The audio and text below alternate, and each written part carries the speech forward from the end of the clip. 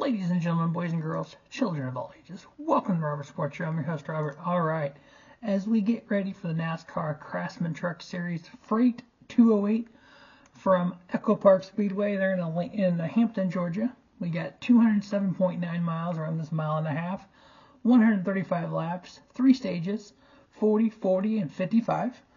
This is race 2 of the Craftsman Truck Series season. We have 25 altogether. So, Kyle Busch has won 4 of the last 5 Atlanta truck races that he has entered. He's entered in this race. Only 3 of the last 15 races have been won from the pole. Sorry, Jake Garcia. 5 of the last 8 races have been won by someone who qualified between 5th and 10th. So if you look at that second round of qualifying, 5th to 10th is Ricky Stenhouse Jr., Cole Butcher, Ty Majeski, Adam Andretti, Andreas Perez, Delore, and Gio Ruggiero. Could our winner, again, 5 of the last 8 Atlanta winners in the Truck Series that came from that spot. Now, I want to kind of look at one driver in particular here who qualified 8th in that 5 Tricon Garage truck, and that is Adam Andretti.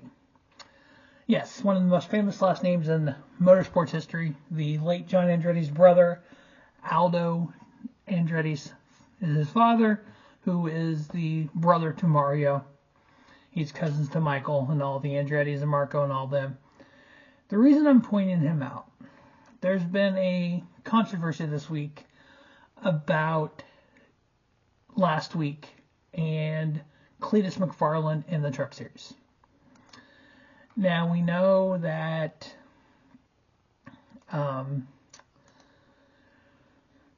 we had a spotter, Freddie Kraft, talked about Cletus and how the NASCAR, how they qualify drivers to run in NASCAR's top series, top 3 series.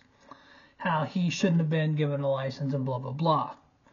Now, here is an interesting little thing. So if you look at Cletus McFarland, he had ran 5 ARCA races. 2025 at Daytona, Talladega, Charlotte, Bristol, and then the ARCA race earlier this week at Daytona.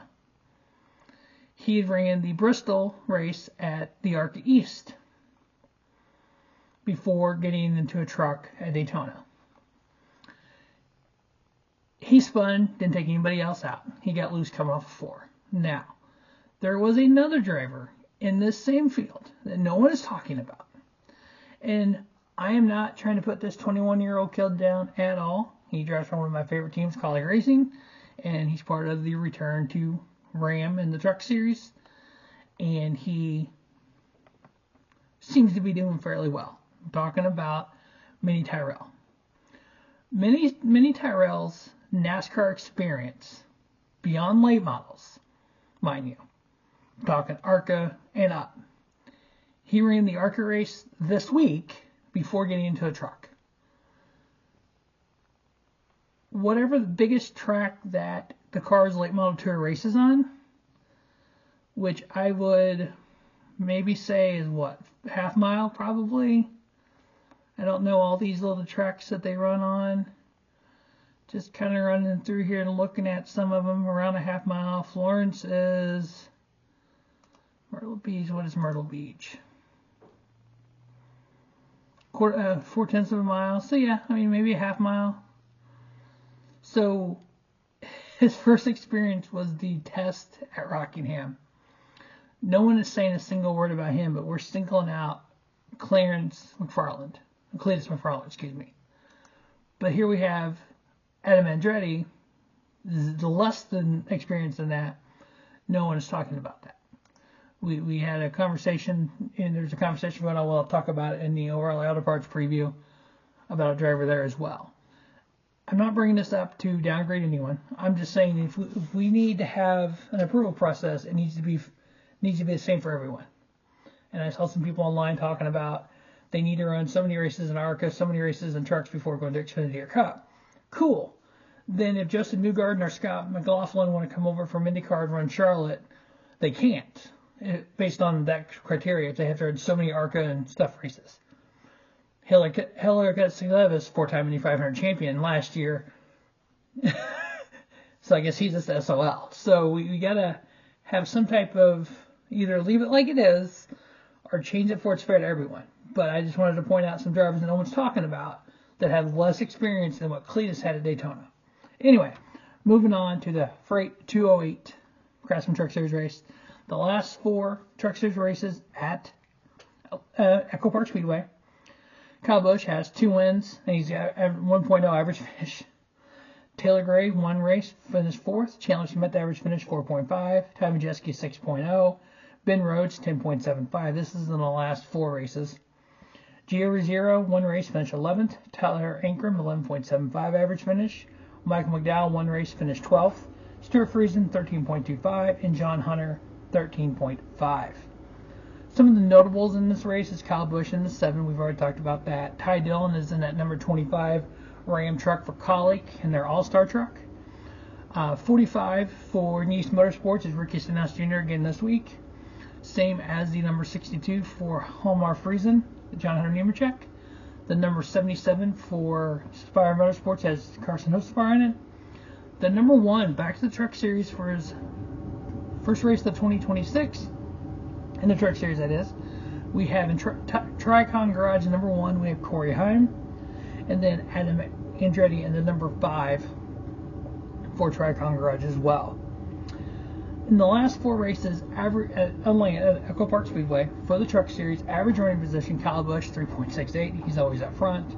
Tyler Ankrum, 7.84. John Hunter, 8.4. Ty Majeski, 8.93. Greg Enfinger, 8.98. Chandler Smith, 9.22. Taylor Gray, 9.56. Ben Rhodes, 10.97. Gio Ruggiero, 11.67. And Stuart Friesen, 12.74. Now, I don't know if we're going to continue that 5 of 8 winners qualify between 5th and 10th. I don't know if those drivers that qualify between 5th and 10th would be able to win this race. They're not actually part of my 4 picks.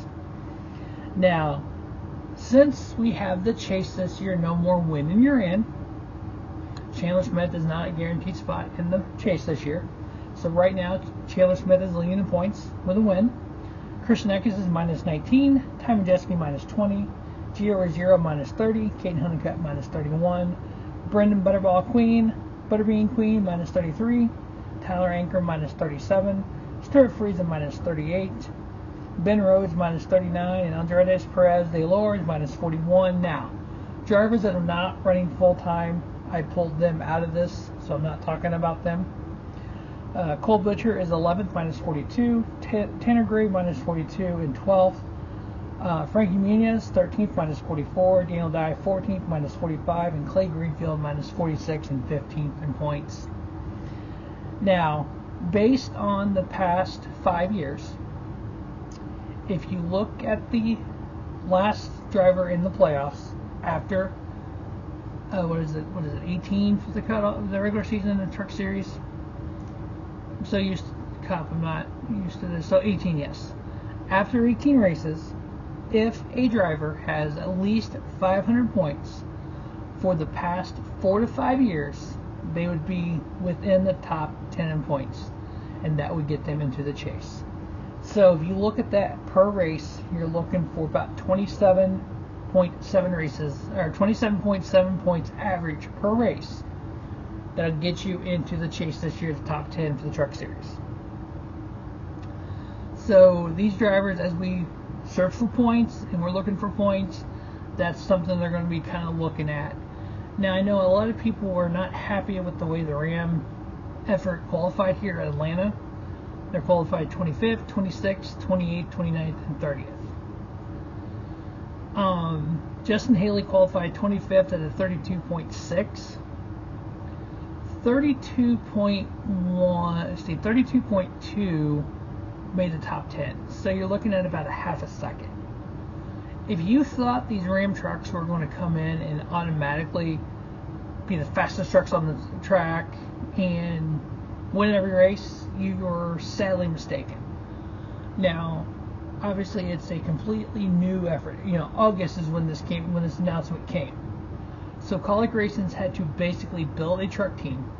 They have bought trucks through Spire Manufacturing. They manufacture the trucks. Spire and GMS are the ones that manufacture the chassis. They brought them in. They've hung the bodies on them. They took them to the wind tunnel. They've done all this since August. They have 0 notebook for these trucks in the truck series. Everyone should know this is a work in progress. Them finishing in the top 20 at Daytona, awesome. This is Atlanta, or Echo Park Speedway. At least they qualified all in on time. That's the way I look at it. We know at Daytona, many tryout had to take the OEM provisional, which is only for the first 3 races. So after COTA, they either qualify on time or they don't make the field. So unless they can use that 3 times, I don't know exactly how that OEM provisional is going to work, but they all qualified in on time, so that's good. No, obviously nobody went home, but they didn't have to fall back on the provisional and or on owner points, because they did buy owner points for those trucks during the off season.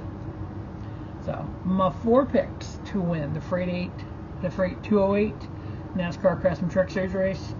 Now last week I was 0-1 on my picks. I did not pick Taylor Smith, but the 4 picks that I did pick had an average finish of 8.75 and 2 top ties. Picks this week. If you have followed me and seen some of my previous truck previews, it's all the old KBM crew: Chandler Smith, Kyle Busch, Corey Heim, and John Hunter Nemechek are the 4 picks to win the Freight 208 NASCAR Craftsman Truck Series that raced at Echo Park Speedway. Stay tuned to our sports show for the O'Reilly Auto Parts Series preview, and then obviously tomorrow we'll get the Cup preview up. As of right now, tomorrow we have a doubleheader with the Truck Series and the O'Reilly Auto Parts Series. Obviously there's a chance of rain, and they talked about that. The contingency plan would be to run the Xfinity Sunday morning, Cup Sunday afternoon, and then Sunday evening run the Truck Series. Obviously with having 3 different networks, FS1, Fox, I know they're the same, but there are 2 different networks. So having FS1, Fox, and CW all involved, there's a lot of moving parts with that. So hopefully we get the races in tomorrow. We don't have to worry about a triple header on Sunday. But that is the Freight 208 preview. As always, thanks for watching the Rubber Sports Show. Just have a great day. Have a spiffy day. Rubber Sports Show, your YouTube leader in sports channel content.